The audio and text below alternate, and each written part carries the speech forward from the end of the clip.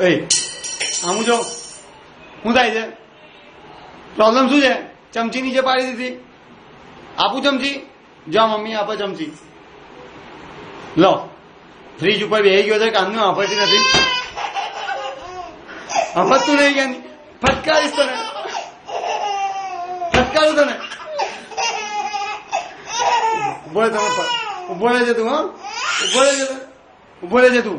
ફટકારું કાનની ઝપટી નહીં તો મારું. ઉભી રે.